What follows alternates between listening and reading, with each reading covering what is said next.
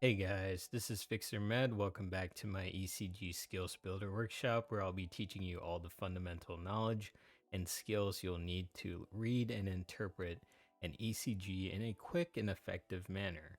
This will be part 5 of my multi-part video series of doing so. So without further ado, let's go ahead and get started on today's content. So today I'd like to focus mainly on the P wave, some background information on the P wave. Atrial depolarization may arise from the SA node, the atria, or AV junctional tissue. The P wave typically originates in the SA node. When a P wave precedes each QRS complex, it suggests conduction from the atria to the ventricles. Moving on. Some characteristics of the P wave. The location, as stated earlier, it precedes the QRS complex. The amplitude is not more than 0.25 millivolts, so about less than 3 small squares. Duration about 0.06 to 0.11 seconds, less than 3 small squares again. Configuration, it's typically rounded and upright. Deflection, it's positive in leads 1 to AVF and V2 to V6. It is biphasic in leads V1. It is variable in leads 3 and AVL. It's typically negative in lead AVR. Moving on. Some more characteristics of the P wave.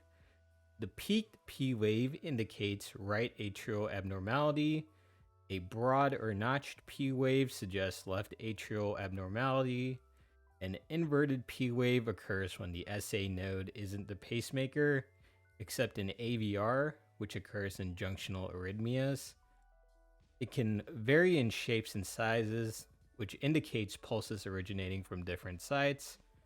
When it's missing, this is mainly seen in third-degree AV blocks, sinus blocks, atrial flutters, or atrial fibrillations. Let's go ahead and take a look at some recall-based questions now to make sure you guys have retained all the important information about P waves.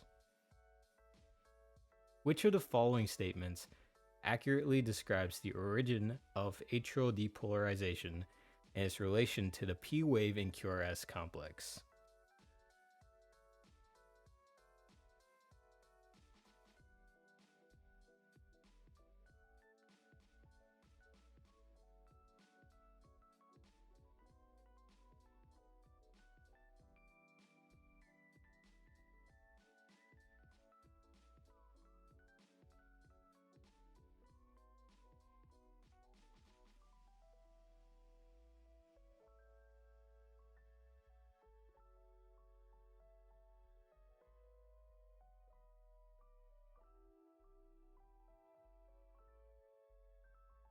Alright, I think I gave you guys enough time here. If you need more time, please feel free to pause the video. Otherwise, moving on now. Atrial depolarization may arise from the SA node, the atria, or AV junctional tissue, with the P wave typically originating in the SA node. This answer accurately reflects the provided information. Atrial depolarization can indeed originate from various sides, including the SA node, atria, or AV junctional tissue, and the P wave typically starts from the SA node.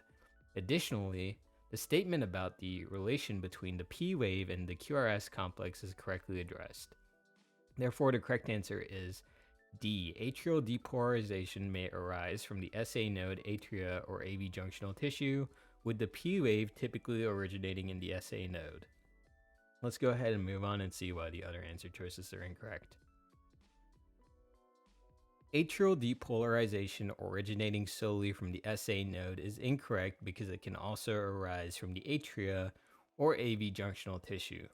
The P wave emerging from the AV junctional tissue contradicts the statement that it typically originates from the SA node. The suggestion that a P wave preceding each QRS complex indicates conduction from the ventricles to the atria is incorrect. It actually indicates conduction from the atria to the ventricles. The statement that the atrial depolarization is independent of the P wave and QRS complex sequence is incorrect because the P wave represents atrial depolarization and its relation to the QRS complex is significant in understanding cardiac conduction. Let's go ahead and take a look at the next recall-based question.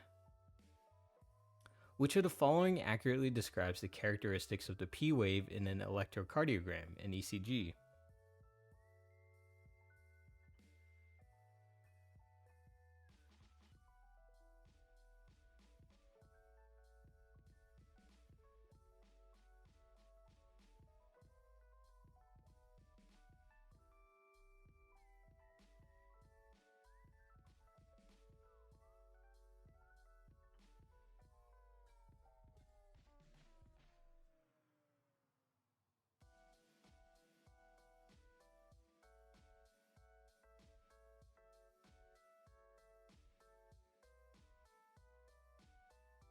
Alright, I think I gave you guys enough time here. If you need more time, please feel free to pause the video. Otherwise, moving on now. The P wave shows positive deflection in leads 1 to AVF V2 to V6, biphasic in lead V1, and negative in lead AVR, while variable in leads 3 and AVL. This answer accurately summarizes the provided information. The characteristics of the P wave, including its amplitude, duration, configuration, and deflection, are detailed according to the description provided. Therefore, the correct answer is E. The P wave shows positive deflection in leads 1 to AVF V2 to V6, biphasic in lead V1, and negative in lead AVR, while variable in leads 3 and AVL. Let's go ahead and take a look at why the other answer choices are incorrect. The statement that the P wave follows the QRS complex is incorrect. The P wave precedes the QRS complex. Claiming that the amplitude of the P wave is typically greater than 0.25 millivolts contradicts the information provided, which states it should not exceed that value. Stating that the duration of the P wave is usually longer than 0.11 seconds is incorrect, as it should be between 0.06 to 0.11 seconds. Describing the P wave configuration as angular and inverted is inaccurate. The configuration is typically rounded and upright as stated in the information provided.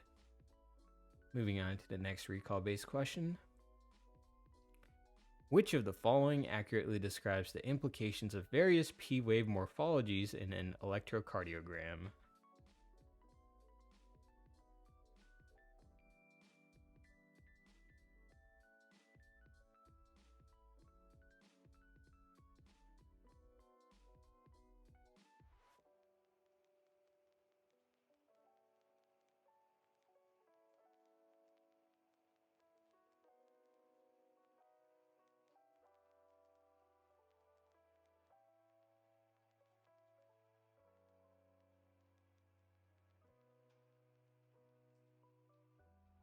Alright, I think I gave you guys enough time here. If you need more time, please feel free to pause the video. Otherwise, moving on now. P waves varying in shapes and sizes are indicative of pulses originating from different sites. This answer accurately represents the information provided. Variations in P wave morphology often suggest different sites of origin for the electrical impulses within the atria, indicating irregular conduction pathways or abnormalities. Therefore, the correct answer is D. P waves varying in shapes and sizes are indicative of pulses originating from different sites. Let's go ahead and take a look at why the other answer choices are incorrect. Claiming that a peaked P wave indicates left atrial abnormality is incorrect. A peaked P wave typically suggests right atrial abnormality. Suggesting that a broad or notched P wave indicates right atrial abnormality is also incorrect. A broad or notched P wave typically suggests left atrial abnormality.